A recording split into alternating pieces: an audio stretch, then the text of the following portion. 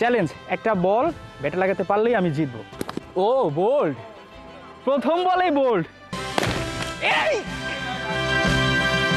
খেলোয়াড় তৈরির অন্যতম কারখানা উত্তরের সর্বশেষ জেলা পঞ্চগড়। টাইগার পেসার শরীফুল ইসলামের মতো এই জেলা থেকে উঠে এসেছেন মেধাবী ক্রিকেটার রিজওয়ান চৌধুরী অর্ণব। তবে আছে আক্ষেপ, হতাশা আর শঙ্কা। পর্যাপ্ত মাঠের অভাবে খেলাধুলার সুযোগ কম, অনেক তরুণী পা বাড়াচ্ছে ভুল পথে। একটা মাঠের দাবিতে 2020 সাল থেকে অপেক্ষায় শরীফুল। তবে কি মাদকের ফাঁদে নষ্ট হবে ভবিষ্যতের খেলোয়াড়রা? পঞ্চগড় থেকে তানভীর মাইনুদ্দিনের ক্যামেরায় হাসান সজীবের পাঠানো রিপোর্ট।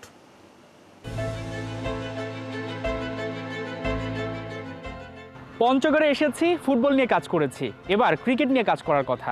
পঞ্চগড়ের নাম শুনলে ঠিক একজনের নাম চলে আসে, পঞ্চগড় এক্সপ্রেস শরীফুল ইসলাম। শরীফুলের বল মোকাবেলা করতে চাই, শরীফুলের সঙ্গে কথা বলতে চাই। কেন এখান থেকে আরও শরীফুল উঠে আসছে না? দেখা যাক শরীফুলকে ফেস করতে পারে কিনা। ও বোল্ড, প্রথম বলেই বোল্ড। ও চ্যালেঞ্জ, একটা বল ব্যাটে লাগাতে পারলেই আমি জিতবো। লাগছে? লাগে নাই?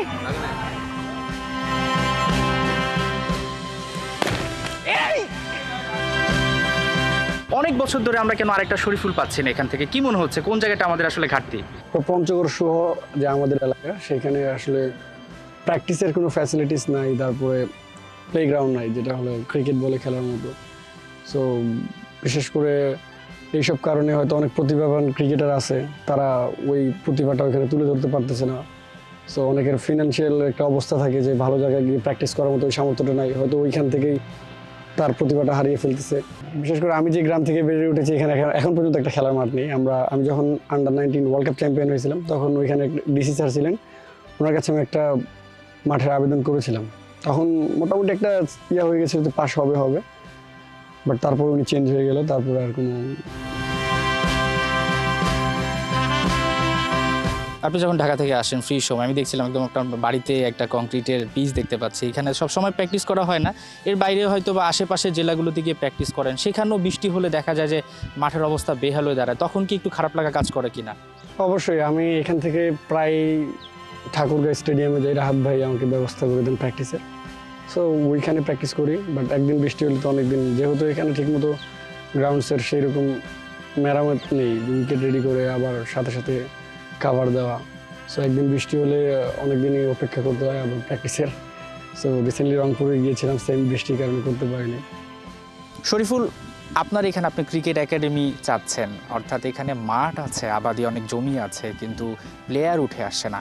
ঠিক মন মানসিকতা বা পরিকল্পনা যদি ঠিকঠাকভাবে অ্যাপ্লাই করা যায়, নিঃসন্দেহে আমরা আশা করতেছি আগামী বছর না হোক কয়েক বছরের মধ্যে আরও কয়েকটা শরীফুল আমরা দেখতে পাবো ইনশাল্লাহ। আপনি যেটা বলেন মাঠ আছে, আসলে সত্য কথা, মাঠ আছে অনেক দূরে, মানে আমার ইউনিয়নে নেই। সো আমার ইউনিয়নে যদি একটা মাঠ থাকতো, আমি হয়তো প্র্যাকটিস করা বা খেলার জায়গা করে দিতাম ছেলেপেলেদের। বিশেষ করে আমি যদি কোনো কিছু আবদার করতে বলেন, তাহলে আমি আমাদের ডিসি স্যারের কাছে আমি আবদার করবো যে আমাদের গ্রামে একটা খেলার মাঠ নেই। আমার চোখে দেখা অনেক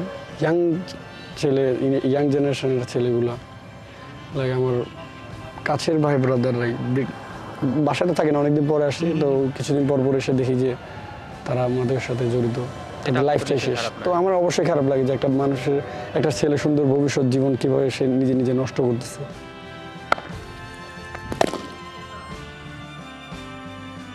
ও শিট, পারলাম না। একটা মাঠ দরকার, শরীফুল বলছেন, ঠিক একটা মাঠ দরকার। এই মাঠ হলে অনেক তরুণ সমাজ যারা মাদকের সঙ্গে সম্পৃক্ত হচ্ছে, তারা নিজেদেরকে সময় দিতে পারবে, খেলতে পারবে, এবং একই সাথে এখান থেকে অনেক ক্রিকেটারও উঠে আসার একটা প্রাণ পাবে, সঞ্চার পাবে। নিশ্চয়ই আপনিও সেই বিশ্বাসটা করছেন, আমরাও বিশ্বাস করছি ভবিষ্যতে পঞ্চগড়ের শরীফুলের যে চাওয়া সেটা পূরণ হবে, মাঠ পাবো, একই সাথে আমরা অনেক খেলোয়াড় পাবো। হাসান সজীব, ৭১, পঞ্চগড়।